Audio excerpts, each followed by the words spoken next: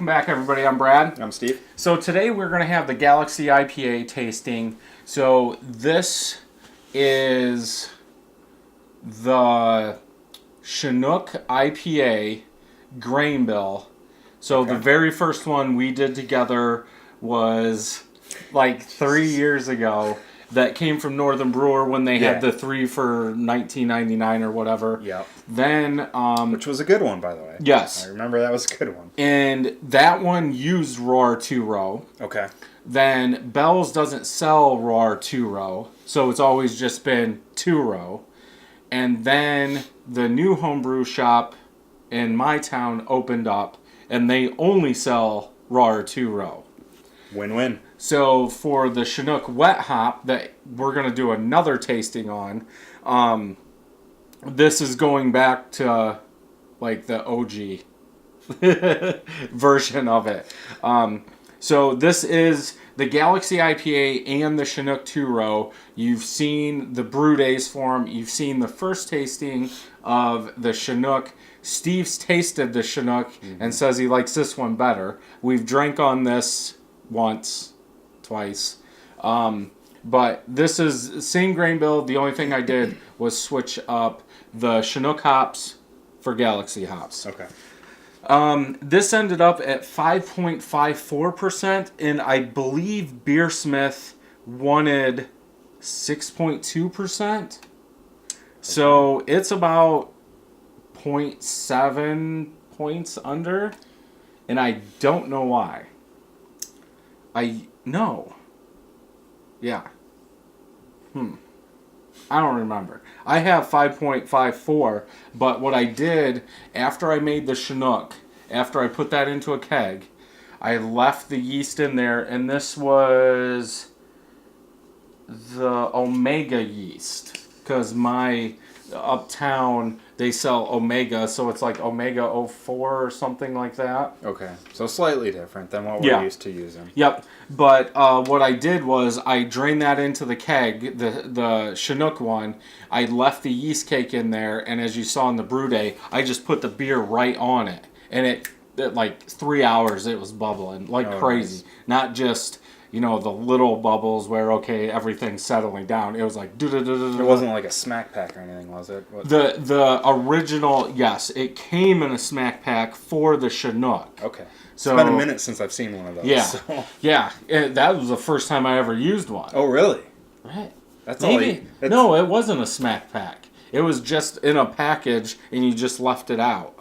I don't remember. Usually they're bags, and like there's a little, if you feel around in there, there's like a membrane that you have to break. Yes. Yeah. And that's all I got to use when I was in Alabama, and it worked well. But, I mean, it was always like, wait, did I break it? Did I not break it? I have no idea. I'm shaking the crap out of this thing, and I'm setting it on here and hoping it expands. And yeah. So, yeah. I know why it's so low. So in the brew day, I did show after mash in, I recirculated for 15 minutes. Okay. I put a pump on it, recirculated. It didn't matter. Mash in was an hour. After that, 15, 20 minutes, I let it recirculate. Then I drew it off into the keg, but because the suction, I still had standing water in the mash tun because it was drawing it so quickly. So I really needed to crank it back. So my post-boil gravity was supposed to be 1057, and I was at 1048. I mean, yeah, you missed it by 9 points, but still. Then, this did finish at 5.54%. And head has died down. It was nice, but we've been talking a while. You can tell mine was. So, for the color, you'll see the video. I'm guessing it'll be out. It's almost got that same kind of, I want to say like an orange golden color, almost like the Amarillo Smash. But you can see through it. Yeah. I mean, this one, you can't. It is kind of cloudy. Yeah, it is. But you can't see like crystal clear, but you can see through it. Yeah, I would say almost like a orangish golden red color. Yeah. Some bubbles coming up, not very many. What do you get for a smell? That's interesting. I get a little malty, maybe a little herbal, flower, citrus. Yeah, it's all over the place there.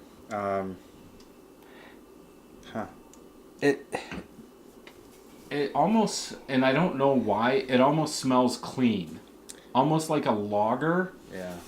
But I don't know if it's just everything mixing together and that grain smell is making me think, it's clean. Yeah, it's not a lot of hop pitch in the face or anything. No. And there's, what, 2 ounces of Galaxy in the boil, then another ounce, so 3 total ounces in the beer, which isn't that much. But again, I wanted to take the same recipe, replace the chinook with it. So what do the IBU use? I can't. I wish Beersmith would put it on here. Put it on no, I want to say around 50, somewhere in the 50s. Respectable. Yeah. So okay, let's taste it.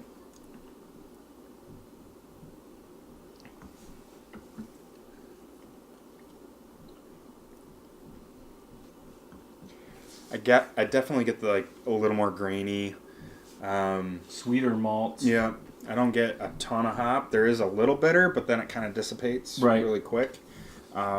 It's probably, you could probably tell that was coming with the smell.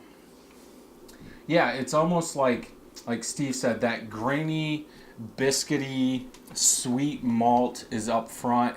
Most of the palate, you get that little bit of bitterness.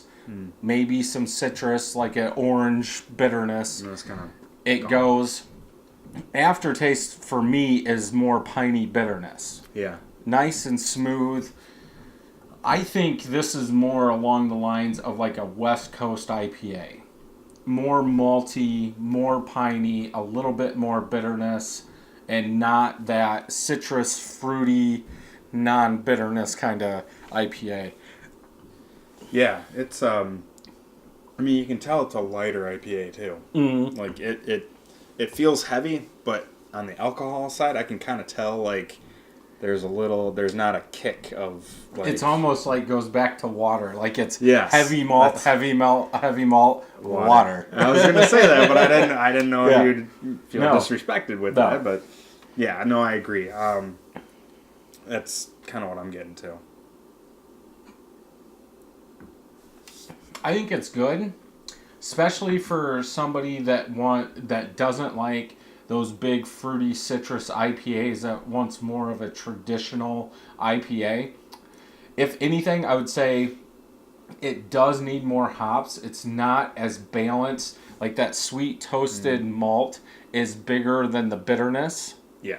And I think it needs to be kicked up just a little bit. Like maybe an ounce at 10 minutes instead of half an ounce, and maybe an ounce at 1 minute instead of half an ounce. Okay. Just to raise that up. Obviously, we would have to look at Beersmith, just go by what they say to see how much bitterness that would add, just so it doesn't add 50 IBU units to the beer. Well, and I'm surprised too with like a Galaxy hop. That's usually high alpha levels, right? So I believe so. Yeah, 14 so is what you Beersmith should be getting a lot. Yeah, you should. Kicky in the face kind of hoppiness. But I think I get more of that bitterness, pininess in the aftertaste than like a traditional West Coast, where it would be on the back end with that pine bitterness and hit you. And I wonder, weird, because you did what? 1 ounce at 60 minute? Yeah, 1 ounce at 60. Oh, so my Galaxy was 14.4 alpha acids. So even higher. Yeah, higher than what Beersmith.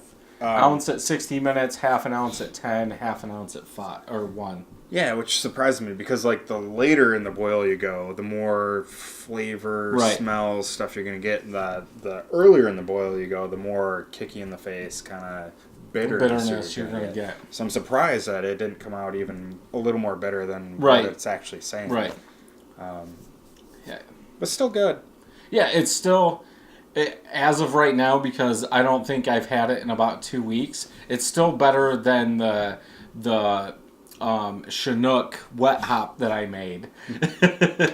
But Yeah, I actually like this, and I don't know if it's because of the aftertaste, because I'm not a big malty person when it comes to IPAs, but I think this one works because of that almost pine bitterness in the aftertaste. Yeah. So I get that, all that maltiness up front, it goes back, then it's like pine bitterness, and my brain goes, oh, that wasn't, malty. And so... The only tweak I would probably do is maybe try and get it just a little more bitter in the front end, and then see if I couldn't ratchet up the alcohol level to be like a 6, Right. 6.5. Yeah. With something that would maybe dry it out a little more, like honey or some sugar or something that Right. would just crank up the alcohol without taking anything into taste perspective. From my notes on the first time I brewed this, it was a 6.04%. So I think this beer must have been around a 6% beer. But I agree with you. I think since everybody's really into bigger beers, up in that, so the ABV, and this is lower, so maybe there's more sugar left in here, so that's being perceived as a sweet maltiness, where if the ABV was up and it was more sharp, you wouldn't get that. And I wonder too how much the yeast played into that, because Yeah. that's a different yeast you've never used before. It's supposed to be like a USO5 or White Lab 001. Yeah. It's supposed to be. But unless you do a comparison... Yeah, and Good which luck. with our new setup, I think that we're going to be able to do a little more of that too, Yes. where we do Yep. not only smash beers, but then we do the same thing with different yeast as well. Yeah. Yeah, so, yeah, I think this turned out well. It is 5 gallons in the keg. This was kegged on 1/1. So almost... A month and a half. Yeah, month and a half old. So, Almost 2. Yeah. So, yeah, I think it's fine. Yeah, no, it's a For good what beer. it is. It's a good beer. Yeah. Cool. So if you like this video, thumbs up. If you don't, thumbs down. Make sure you hit that subscribe button and ring that bell so you know when new videos are coming out. And until next time, I'm Brad. I'm Steve. Happy brewing. See you next time.